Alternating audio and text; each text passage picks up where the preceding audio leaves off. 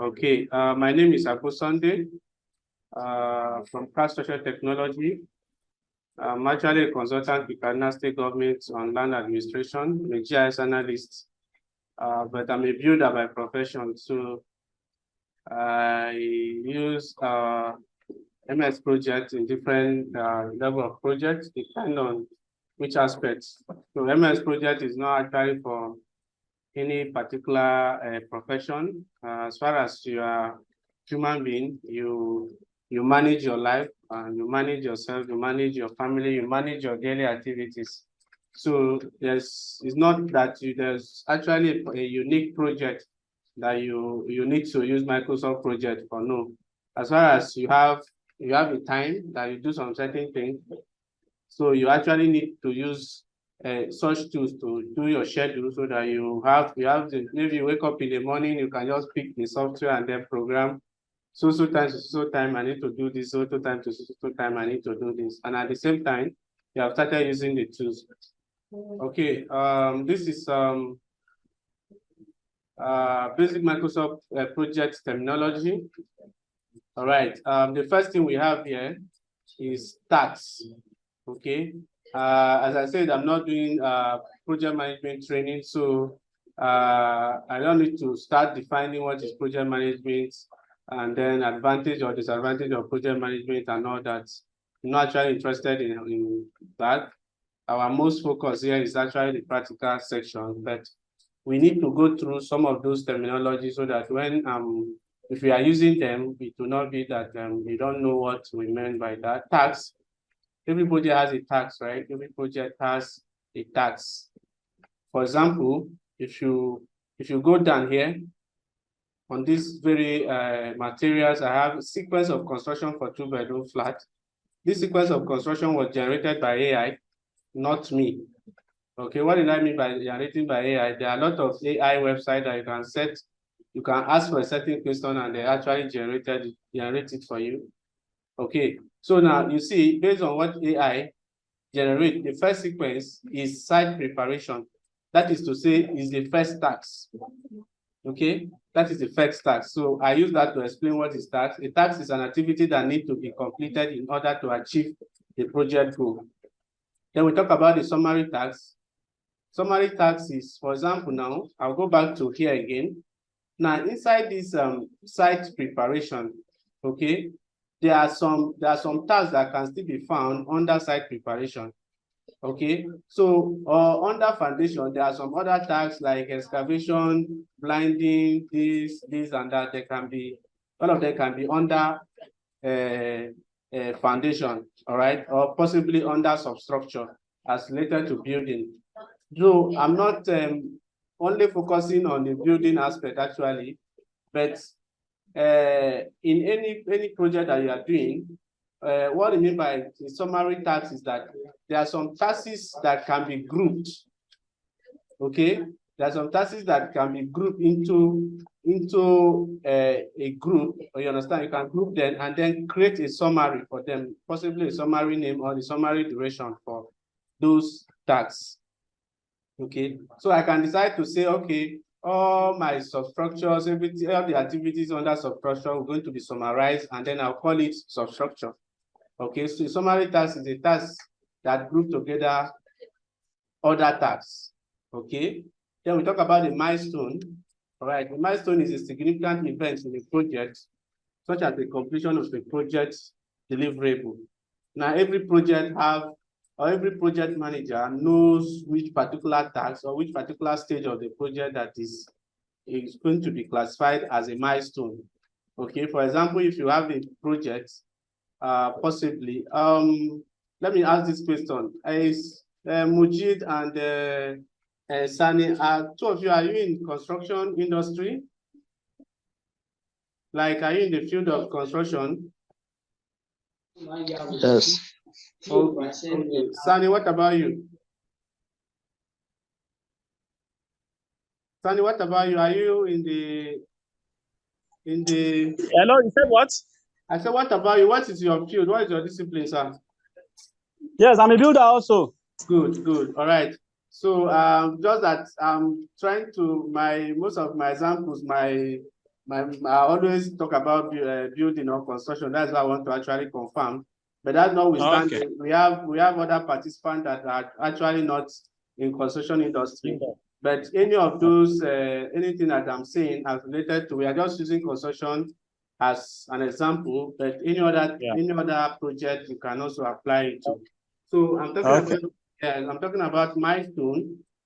Okay. Milestone is a significant event in a project. Okay. Yes.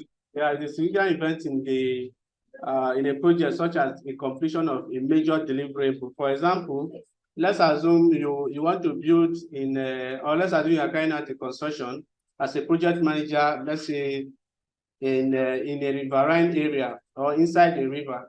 Okay, you agree with me that one of your major achievement is after you might have completed the foundation.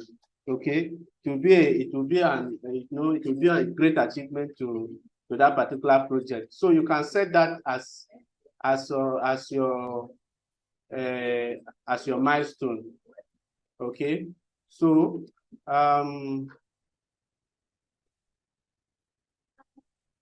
okay, I want to check for participants, any of our participants is in the room. Okay, there's nobody. All right, so I'll continue. Then we have manual scheduling, and then we have auto schedule. Okay, in project management, you have manual schedule, and then we have auto schedule. Okay, we are going to see that practically manual schedule task is a task whose start and finish date are not automatically calculated by Microsoft project.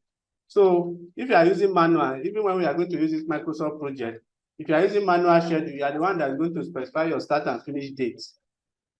Okay, but if you are using auto schedule, then if you specify the start date and then specify the duration of that particular task, the software automatically gives you the end date or the finishing date of that particular task. Okay, so that is the difference between the manual and then the auto schedule. You understand? An auto schedule task is a task whose start and finish date are automatically calculated by Microsoft project based on the task dependency and then the project calendar. Then we talk about predecessor. Predecessor is a task that must be completed before another task can start. So, for example, you cannot do blinding without excavation. So, as far as construction is concerned, you must excavate before you do blinding. Okay. So now so in terms of predecessor now, is a task that must be completed. That is to say, excavation is preceding over blinding, right? Why blinding is succeeding over excavation. So successor is a task that cannot start until another task is completed. So now, based on my explanation, now you see that you cannot start blinding until you excavate. Okay, and you cannot start blinding as well to excavate. Yes, that is what I just said. Then we talk about the constraint. You know, constraint is a rule that limits the start or finish date of a task. So there are some certain constraints that you add. Maybe there are some certain rules that you can add to affect your start or finish date. Then we talk about the resources. Every project has resources. And one of the advantages of Microsoft project is ability for you to assign resources to your tasks, so that as a project manager, you can actually see the resources that is actually meant for a particular project. Okay. So resources is a person, equipment, or material that is needed to complete a particular task. Okay. So either human resources or equipment or finance, or as far as it's concerned, is a resources. Okay. So we talk about assignment. An assignment is an allocation of the resources to a task. So ability for you to assign a particular resources to a task. Let's assume you are talking about excavation. Now, based on the staff you discover that Mr. John should be in charge of excavation. or Mr. John should be in charge of a particular project in a different state. Okay, so now ability for you as a project manager to assign Mr. John to actually handle a particular project is the assignment. Work, the amount of effort that is required to complete a task. Then the duration is the amount of time that is required to complete a particular task, right? So every task has a duration. And how did you specify the duration? What you need to understand is that the project management or the MS project software cannot specify the duration of the task for you, right? It cannot specify the duration of the task. It can only tell you based on what your input. When you specify the duration and then specify the starting point, it automatically calculate the end point. So now what makes you a project manager is the experience you have on that particular project. So if you want to build 2-bedroom flats, you know you have involved in construction of such facilities or such buildings somewhere. So you know the exact duration, how many days it will actually take, possibly an estimate on how a day that it will take for an excavation to be done or to be completed. So the duration of the task is going to be based on the experience, okay? Based on experience as a project manager. All right, and then we talk about the schedule. Schedule is the plan for how the tasks in a project will be completed. So for example, now the whole essence of this Microsoft project or the whole essence of this workshop is for us to learn how we can schedule our projects using digital tools, using MS projects. So scheduling now is the ability for you to arrange how so things are supposed to be done and the sequence that is involved in constructing that particular project or the task. Then the budget, the financial plan for that particular project. Okay. Then we talk about the progress. Now we need to monitor, as a project manager, you need to monitor the progress of your tasks or the progress of your project, right? Because you need to know, because if you are a project manager and then you don't actually have a track of the progress, then you are not doing the work of a project manager. So you need to track, you need to make sure that what you schedule, you understand, is moving along with what is actually going on site. Okay, so the amount of work that has been completed on a task or a project is the progress of that particular project. Then we talk about the variance, the difference between the plan and the actual progress of a task or a project. So I talk about the progress of the particular project now. So now if you say that, okay, like for example, it is based on our schedule, the class structure, it is agreed that we are having a workshop today by 3, okay, and we are supposed to start by 3. Now, in a recess, based on a long project management, or on the micro project management or the macro project management, you see that we actually start the workshop, we actually start the workshop today quite okay, but now in terms of the progress, possibly if we start by exact 3, at least we could have, in terms of our progress, we could have, passed through this introductory section. So in a real time, if you are looking at the micro, because when we talk about work breakdown structure, I don't know, there's something they call work breakdown structure, what WBS. Now, if you tend to break down into the activities of the project that we have now, we already have that, okay, today we're having a workshop. But now if another level of project manager, you understand, or possibly the instructor, or the instructor now has to break it down, this level, because the project manager have already scheduled that, okay, today you are going to have a training, okay? But the instructor also needs to break it down into seconds, minutes. So minute I'm supposed to do introduction, so minute I'm supposed to do this particular modules or something. So now, if we are to do the progress report based on that work breakdown structure, then we are behind schedule.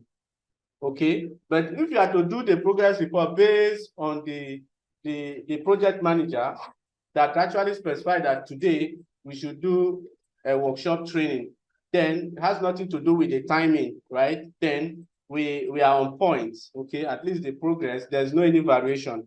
But if we do it based on the fact that, okay, on the timing aspect as far as today is concerned, then there's a variance, okay? So that explains that. Now, we look at because after this, we go to the software itself, and then we'll look at what that we can be able to see or learn today, and then tomorrow we'll continue with it. So now we look at the sequence. Now, before you do any project management or before you do any schedule, you actually need to calm down and actually possibly, because the first way is to actually sit down and itemize the sequence of your construction or the sequence of your project. So if you want to cook, okay, if you want to cook, you actually need to sit down and then write down the process involved, all the tasks involved in cooking. You need to write them down so that if you are doing it, if you are using the system now, you don't actually need to waste time. If you specify the tasks and the duration from manual aspect, if you put it in the system, everything will be automated as well as you are using the auto schedule. Okay, you don't need to waste time. Okay, so now the first thing here is have a site preparation. Okay, and then we have after the site preparation. Now I talk about WBS. Okay, I talk about WBS, which is work breakdown structure. This site preparation can also be breakdown into different tasks. Okay, but at the course of this training, or for this particular training today, we're going to look at site preparation as a task. Okay, we're going to look site preparation as a task. So, and then after that, we go to a foundation. Okay, and then, so if you look at the sequence that we have here, as I have explained, we have that we have a superstructure, and then we have plumbing, we have door and window, we have roofing, we have interior, and then we have exterior. Okay, and as I say, this series sequence can also be breakdown into different tasks. Okay, so it's not that this is a standard sequence for constructing two-bedroom. No, as I told you, this was generated by AI. So, but as I said, it actually based on your experience. There are some things that you can be involved in one particular building that is not involved in another particular building. So that is why we cannot have a standard sequence of constructing any particular project, because every project is unique. So what you do in this side is not what you are going to do in the other side. So